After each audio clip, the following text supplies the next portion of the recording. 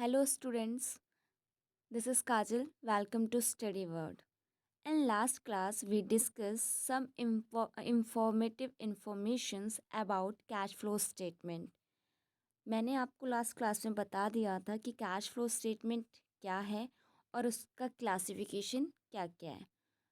इस क्लास में हम कैश फ्लो स्टेटमेंट का एक क्लासिफिकेशन ऑपरेटिंग एक्टिविटीज़ के बारे में पढ़ेंगे।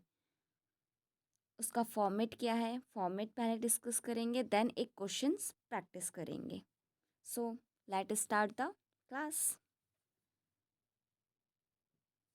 You know all about this the cash जो कंपनी एक्ट 2013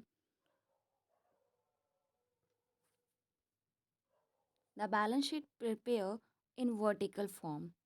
सो आपको यहाँ बैलेंस शीट दिखाई दे रही है। The cash balance sheet vertical form में बनाई जाती है। कैश फ्लो फॉर्मेट है ये एज़ पर AS3 रिवाइज्ड है। ओके तो सबसे पहले आपको बताया था मैंने कि कैश फ्लो के चार एक्टिविटीज़ होती है।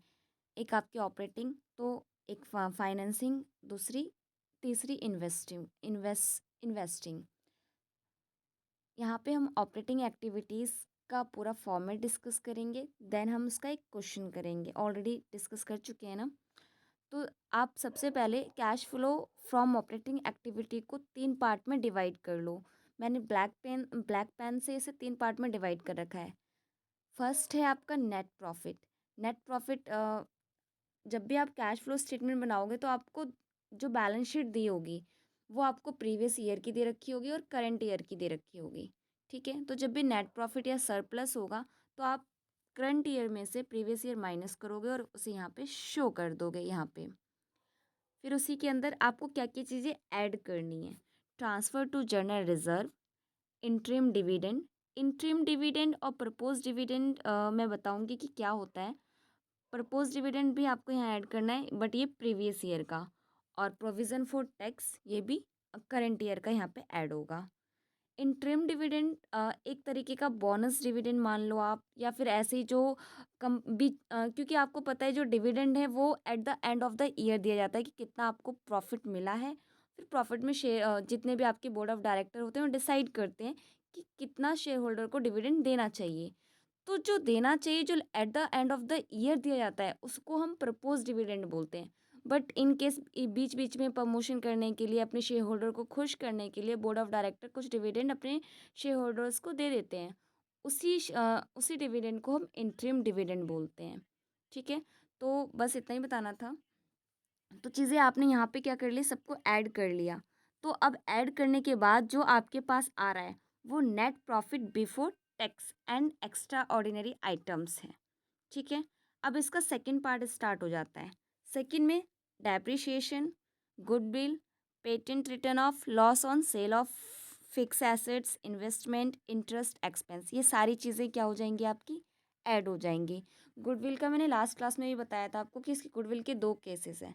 अगर आप गुडविल आपकी इंक्रीज़ हो रही है, जब आप कंपेयर करोगे ना प्रीवियस टू करेंट ईयर का, इंक्रीज़ हो रही है, इसका मीन्स है कि आपने गुडविल परचेज़ किया है। अब परचेज़ किया है तो ये इन्वेस्टिंग में जाएगा। अगर यहीं पे अगर गुडविल डिक्रीज़ होगी तो ये आप ऑपरेटिंग में यहाँ पे ऐड करोगे। सेम ऐसा ही आपका पेटेंट का होगा और ट्रेडमार्क का होगा। ठीक है, अगर आपको लॉस हुआ है किसी भी एसेट्स को सेल करने में तो उसे भी आप ऐड कर दोगे। लेस क्या होगा, किसी भी आपने जो आपका फिक्स एसेट्स है या इन्वेस्टमेंट है, ठीक है, इन सबको आप क्या कर दोगे, इन पे अगर प्रॉफिट हो रहा है, किसी भी लैंड को बेचने के बाद अगर आपको प्रॉफिट हो रहा है तो वो जितना अमाउंट प्रॉफिट होगा उसको यहाँ पे माइनस कर देना है। आपके पास कोई इंटरेस्ट आया है जो इनकम के फॉर्म में है, उसको भी लेस कर देना है। इन शॉर्ट समझे, जो आपका एक्सपेंस हो रहा है उसे आप क्या कर दो, ऐड कर दो, और जो आपके पास इनकम हो रही है उसे लेस कर दो। तो नाउ आपके पास जो फिर इसका पूरा टोटल करके आप यहाँ पे लेकर आओगे तो वो हो जाएगा आपका operating profit before working capital, before working capital. अब आप इसका थर्ड थर्ड लेवल पे आ जाइए। अब आप क्या करेंगे, जितने भी आपके पास करंट एसेट्स है या करंट लाइबिलिटीज़ है, एक फॉर्मेट अपने मन को याद करने के लिए कि आपके माइंड में इजीली लर्न हो जाए, तो आप एक चीज़ याद कर लो। अगर करंट लाइबिलिटीज़ इंक्रीज़ होगी तो आपको क्या करना है, ऐड करना है। जस्ट इसका अपोजिट, अगर करंट लाइबिलिटीज़ इंक्रीज़ हो रही है तो ऐड हो रहा है, तो करंट एसेट्स को क्या होना पड़ेगा, डिक्रीज़, तो ऐड कर दोगे। तो current liabilities increase add, current assets decrease add. Minus क्या करना है, जस्ट करंट लाइबिलिटीज़ का इंक्रीज़ का अपोजिट, अगर करंट लाइबिलिटीज़ डिक्रीज़ हो रही है तो आप उसे माइनस कर दोगे, और करंट एसेट्स इंक्रीज़ हो रहा है तो उसको ही माइनस करना है। और लास्ट में आपको टैक्स पेड जो आपका प्रीवियस ईयर का होगा उसको माइनस करना है। तो अब आपके पास टोटल आ जाएगा, अब आपके पास टोटल आ गया net cash flow from used in operating activities. Total करने के बाद ये जो फ्रॉम लिखा है ना, अगर आपके पास वैल्यू पॉजिटिव आ रही है तो आप फ्रॉम वर्ड यूज़ करोगे। अगर यही यहाँ पे अगर यहाँ पे नेगेटिव आया तो आपको क्या यूज़ करना है, used in. Okay guys, my sorry students, तो आज के लिए बस इतना ही है। आई होप आपको ये फॉर्मेट अच्छा पसंद आया होगा। जब हम नेक्स्ट वीडियो बनाएंगे, नेक्स्ट वीडियो में आपको क्वेश्चन प्रैक्टिस करवाऊंगी, तब तक आपको ये फॉर्मेट लर्न हो जाना चाहिए। तो आज आप ये फॉर्मेट लर्न करें, फिर नेक्स्ट वीडियो में मैं आपको 1 या 2 क्वेश्चन इसका प्रैक्टिस करवा दूंगी। फिर थर्ड वीडियो में हम इन्वेस्टिंग का फॉर्मेट डिस्कस करेंगे, देन उसके क्वेश्चन, फिर नेक्स्ट फिर फाइनेंसिंग का फॉर्मेट, फिर उसके क्वेश्चन, और एट द लास्ट हम इकट्ठा एक साथ ही हम सारी एक्टिविटीज़ को एक सिंगल क्वेश्चन में डिस्कस कर लेंगे। तो अगर आपको ये वीडियो अच्छी लग रही है तो प्लीज़ लाइक कर लें, चैनल को सब्सक्राइब कर लें। मिलेंगे नेक्स्ट वीडियो में।